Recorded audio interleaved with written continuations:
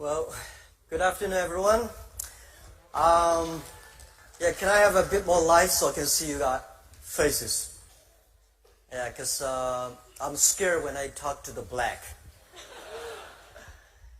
It was a wonderful talk. I was sitting there, I was touched and moved. It reminds me a lot of things that happened to me. But first I would say I'm not talented a person. And I'm not well trained. And I have a lot of different, I never listen to my teachers, and my mother said, you should have to do this. I said, no, I would never do that. Not like Paul said, everything his coach told him, he listened, and he believed it. And to me, everything I heard on the media, everything I heard some people talking, it takes me 2 or 3 seconds to think about, is that true? Can I do different? This is something that I've been trained for years. I trained myself to do that.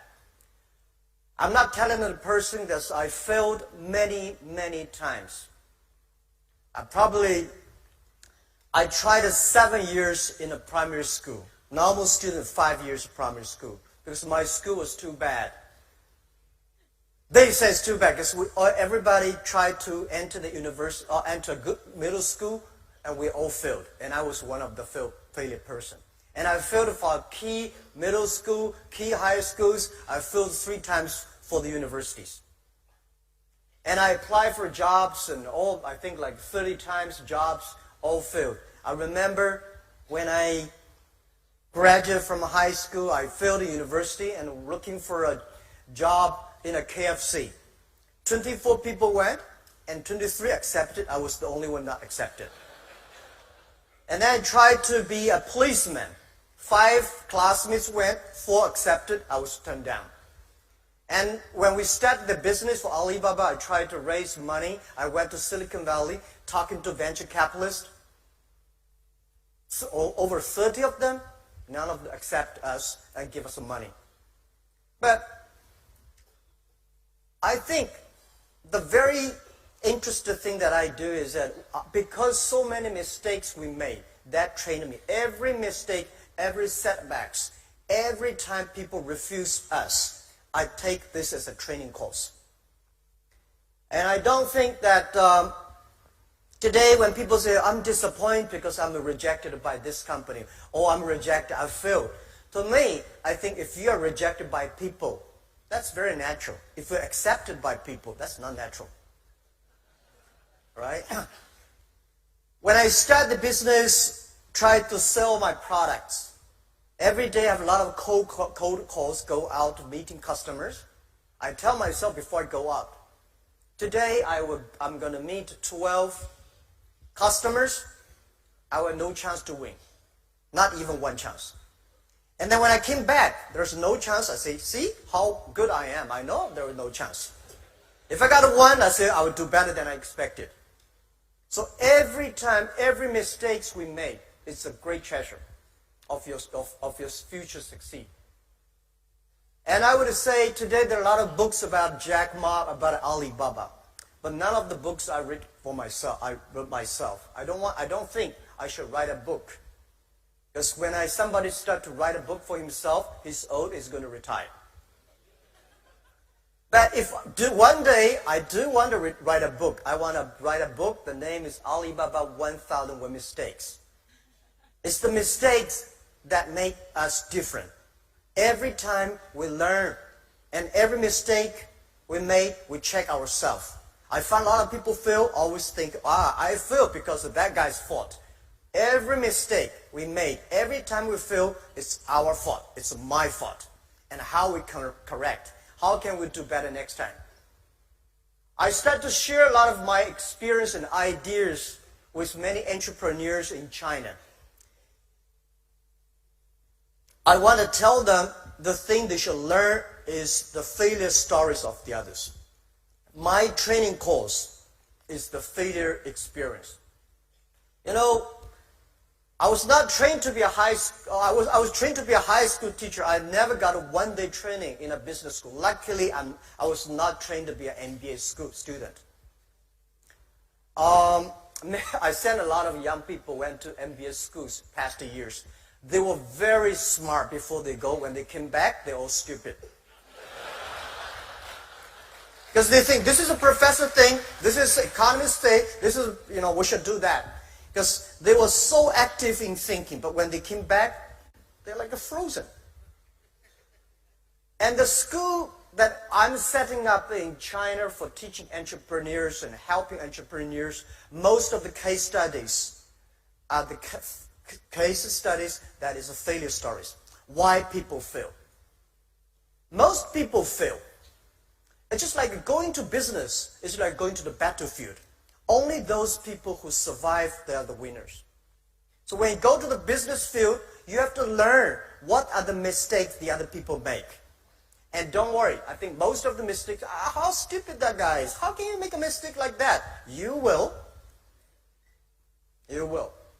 So I try to teach myself. I read many case studies that why people fail. And constantly conscious, this guy is so smart. If he fail in this way, why I have a chance to win? So the more you learn about that, that will make you more positive. And the other thing I want to share with you guys is that always use your own mind to think. The difference between you, your education, your background, your experience are so different. So you should not always follow the others, but follow your own rules. When I compete with those people who are very experienced and old, I say, wait, give me 30 years. When he's getting old, I have my chance. When I compete with people who are rich, can do anything, I say, yes, let's compete 15 years later. I prepare now. So always you have a chance to win. If you really, I'm lucky enough to meet a lot of people in this world. They're very successful people. Bill Gates, Warren Buffett, and even Steve Jobs, and a lot of people. I found those people who successful, they have some wonderful characters, like Usain Bolt. They are optimistic. They never complain. If you're not optimistic, you have no chance to win, right?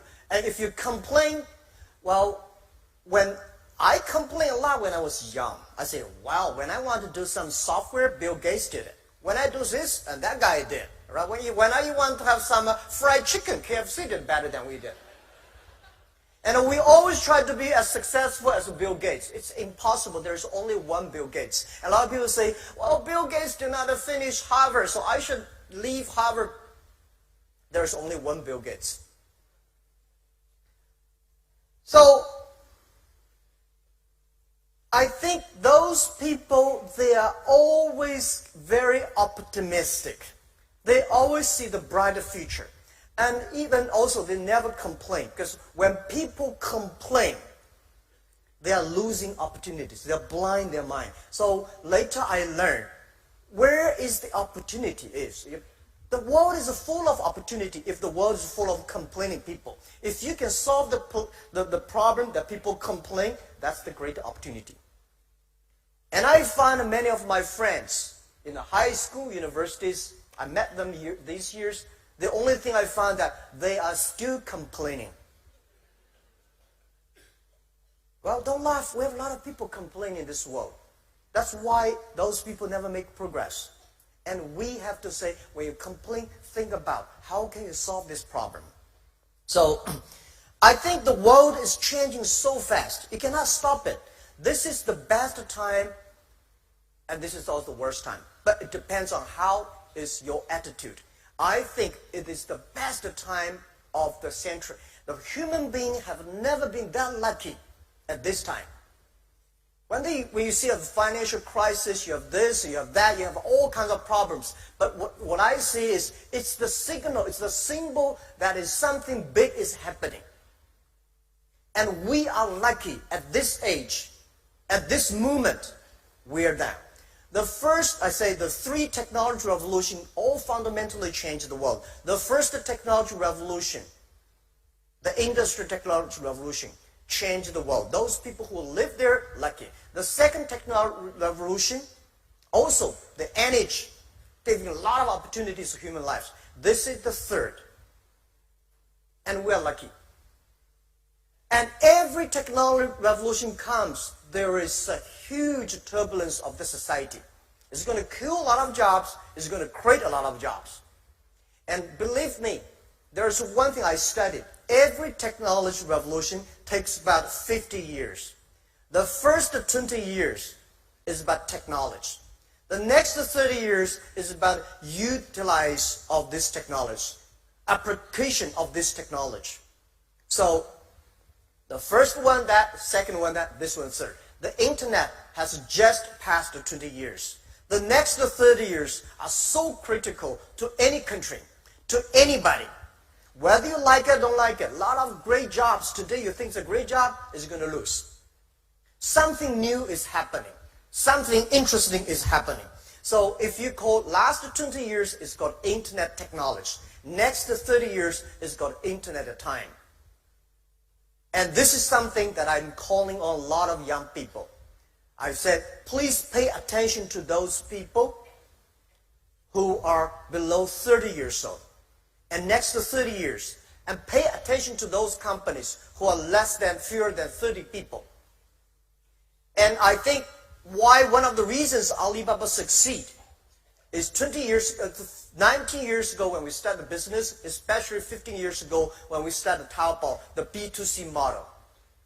No, it's so difficult to convince successful people to use your service, especially it is a new service. Nobody wants to try it. And those people who are not successful, want to be successful, will help you. So one of the focus of some USA companies, when they come to China, they touch the successful people. And we think we should help those unsuccessful people. We should focus on young people. At that time, they were 15 years old and 18 years old. In the old China, in the old history, if you convince older people, young people follow. Today, if you convince the young people, the parents follow. If you change the young people, you change the future.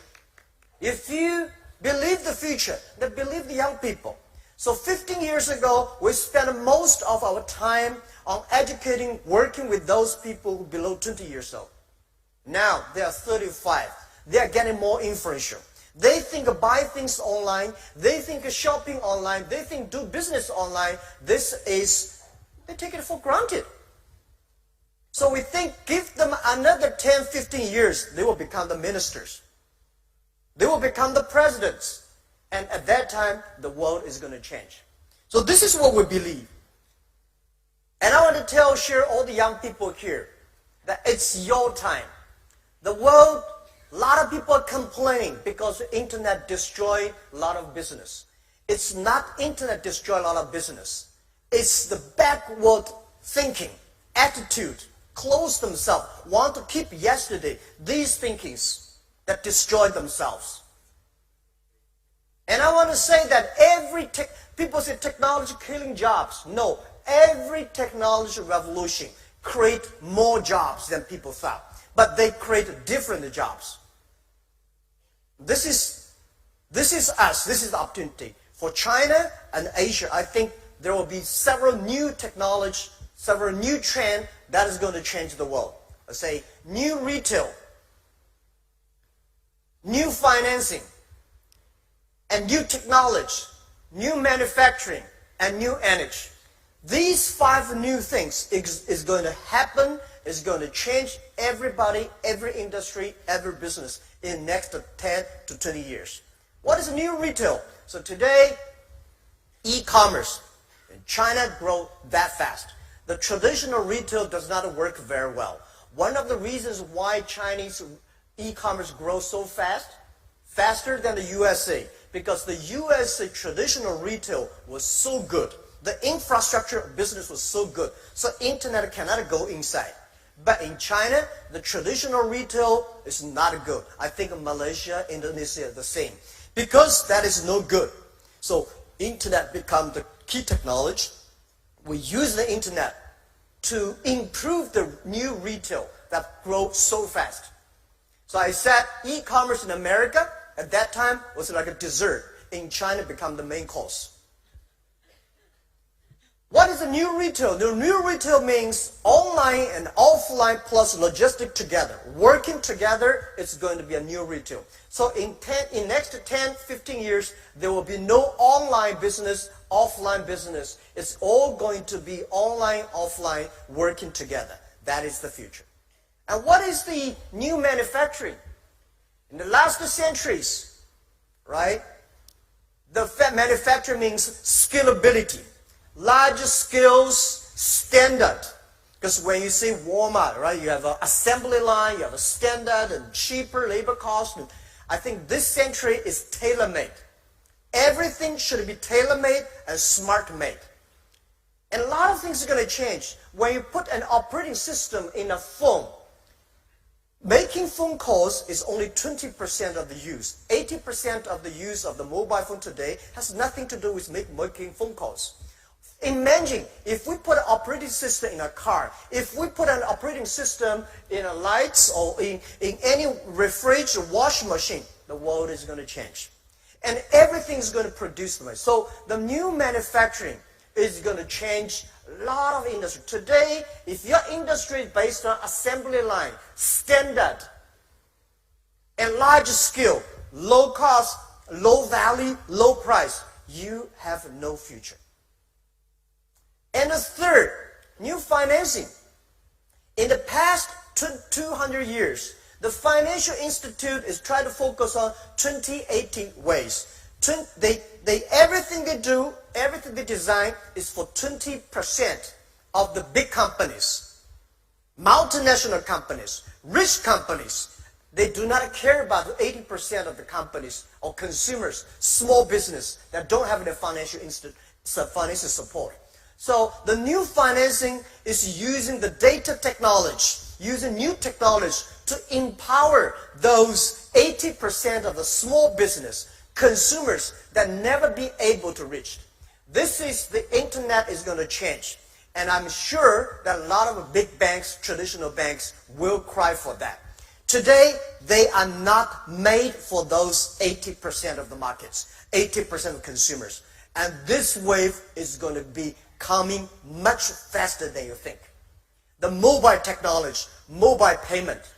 Today in India, right, only within 2 years, our partner there has already used a mobile phone to pay 200 million people using mobile phone to pay and get the money. So if you're using traditional ways, it's almost impossible within 2 years.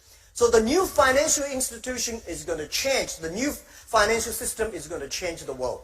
The next is about new technology. Well, in Asia, we lost the IT. Today we're in the DT. I say from IT technology, IT time to DT time. It's not Donald Trump time. The data time. It's totally different concept. IT is to make yourself strong, to enable yourself. DT is to enable the others. DT is so powerful. So the IT time, the Asia lost our chance. We don't have IBM, we don't have a Microsoft, we don't have a Cisco, we don't have a Intel chips. But on the DT time, we have a chance to win. And I think Asia and small business, especially those countries with low IT technology, it's a chance for us. A mobile phone today is much more powerful than a powerful PC computer 20 years ago. And look at Asia, look at Malaysia, Indonesia, Philippines. So many farmers are using mobile phones. If we can use the mobile technology, collect the data, things are going to be changed. So how we should put efforts, not following the IT way, but following the DT way. What is the mobile technology? What is the data technology? What is artificial intelligence or machine learning? These are the things I think Asian people can have the great opportunity to win. And then finally, I would say, but not least, this is the new energy. The first technology revolution, the energy is coal. The second technology revolution, the energy is oil. What is the energy of next century or this century? That is data. Without data, nothing can be done. And I want to tell all the young people here, do not complain that you don't have the chance, like the opportunity like your father. Your father may not have the chance like these 5 news. If you start to learn, if you start to make up now, start to prepare now, you may succeed in 10 years. You will never be succeed tomorrow. But if you prepare, you have a chance. If you believe the future, if you believe this technology, if you believe this technology revolution is going to change the world, start to do now, 10, 15 years then. What you are today is not designed by yesterday. It's designed by 15 years ago, your effort. So your 15 years later, your life is decided by your today's decision and efforts. So this is what I believe. And I'm not like a bold. I think one thing that I always think, we cannot decide which family you were born. If you happen to be born in a Bill Gates family, you're lucky. But you don't have chance. But we cannot decide where we're born, but we can decide where we die, how we want to die. If you want to die in a prison, it's simple. If you die in a decent, a lot of friends, also you have to make a lot of friends. You have to change your character, value system, these the things.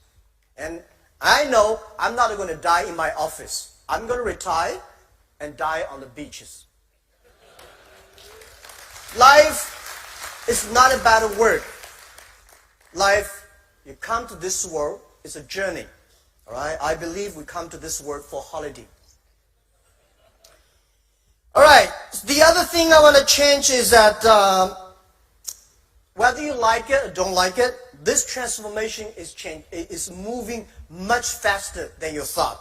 A lot of things are going to change. As I said, the white collar, today's white collar today is going to be, a lot of jobs are going to disappearing. So you see, you are data analyst. So people say, I'm learning data. I'm going to do data analysis because this is going to be a hot job. I tell you, there will be no data analyst next to 10 years.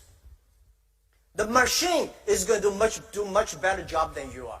In the past 20 years, we make people like a machine. Next 20 years, we will make machine like people. Machine is going to be more powerful, smart than people. And I think I told my team 8 years ago, I said, in 30 years, the best CEO of that year, of the cover man of Time magazine, will be a machine. You like it, don't like it? Let's wait and see if we can live for 30 years. Because in the past centuries, the business focus on manufacturing. And next 30 years, business should focus on creativity. So because of that, a lot of things should be changed. Let's change the education. Let's change the way we teach the kids. I think we should put not only the knowledge, machine can remember knowledge much faster. I said to a lot of people, say, when we compete who is smarter, we say, well, this guy recite, can remember every words, every poems, every sentences. He's very smart in remembering. I tell you, machine can remember better than you do. And those guys who can calculate faster, machine can calculate faster than you are. Machine never get angry, never get tired. They can always do a better job than you are. So if you in the future want to compete with the machine who is more knowledgeable, you have no chance to win. How we can compete with a machine? I think we should teach our kids culture, value. These are the things that human can always win the machines. That is why we should teach the kids. There are 2 things I think the education focus on: imagination and creativity, and teamwork. These are the things that we should teach our kids. We should teach our kids music. We should teach our kids sports.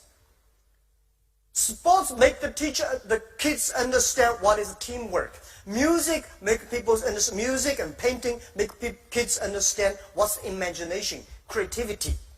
So if we do not start to change the education, the thing we teach the education, we are going to be in big trouble. Our kids will always complain.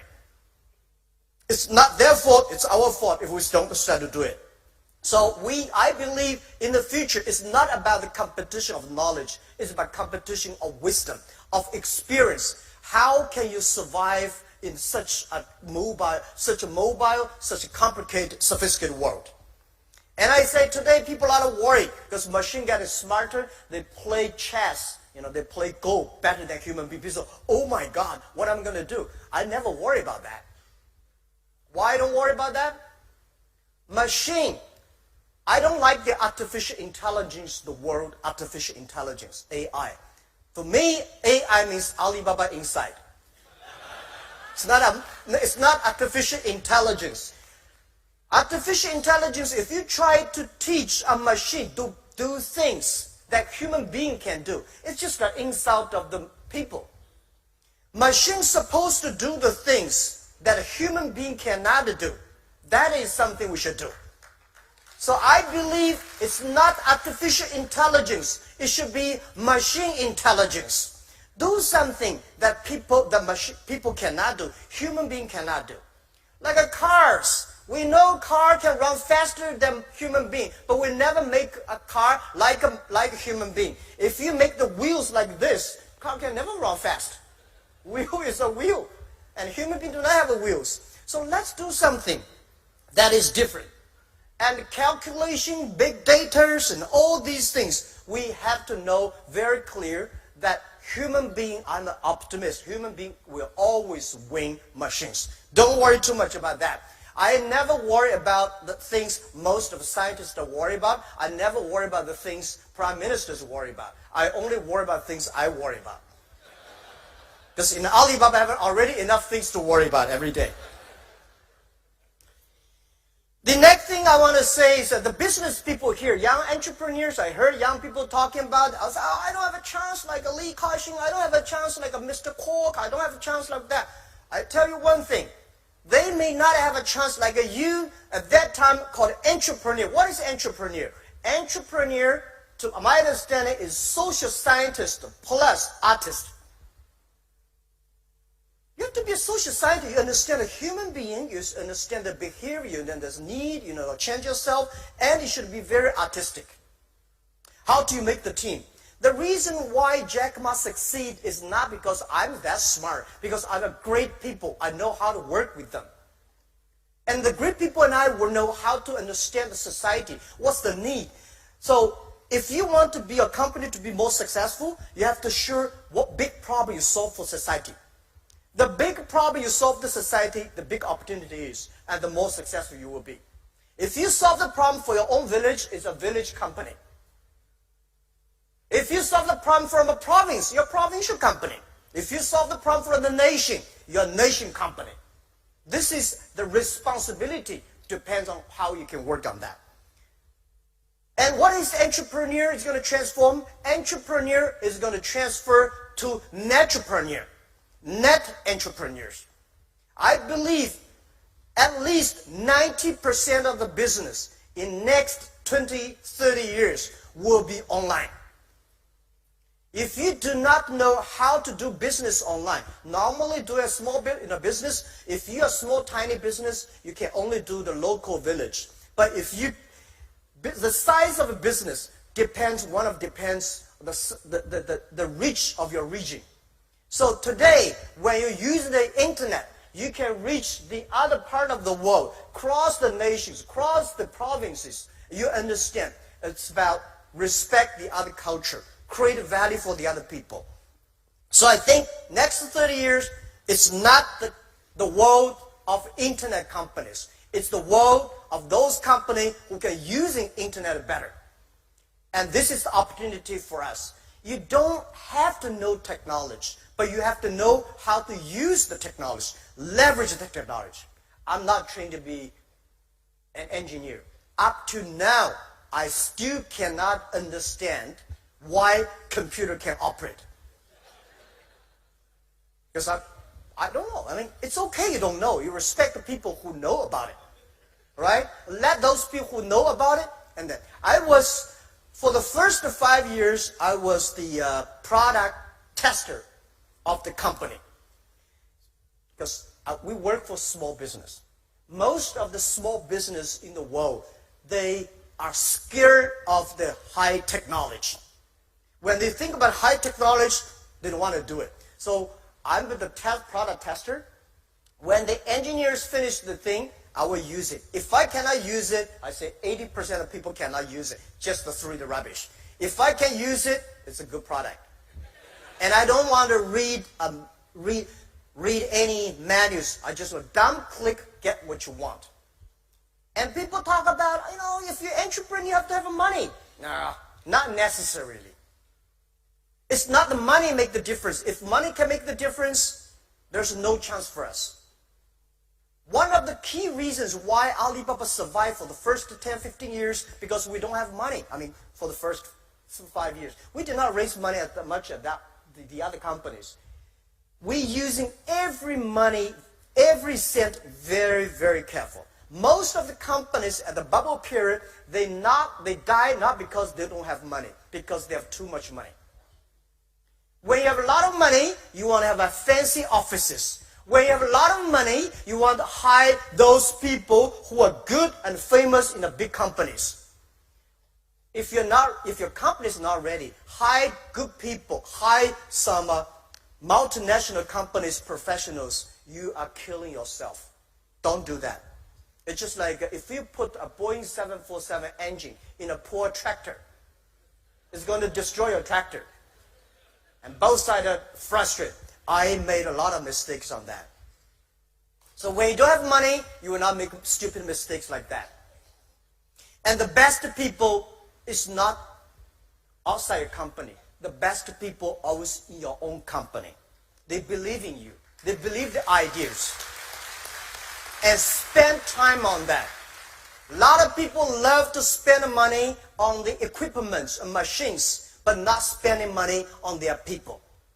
And spending money on the people, training them, giving them opportunities, and share with them the mistakes, listen to their mistakes, working together.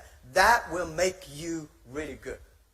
And I would say, people say, wow, how can Alibaba have that many talents? I tell you what, 15 years ago, when we started business for the first 3 years, we cannot hire people. People say, internet, Alibaba, such a strange name, right? And no money, no fun, no reputation. So we said we hire people so difficult. So that we only hire those people if they're not that much disabled, we hire them. They join the company, and years later,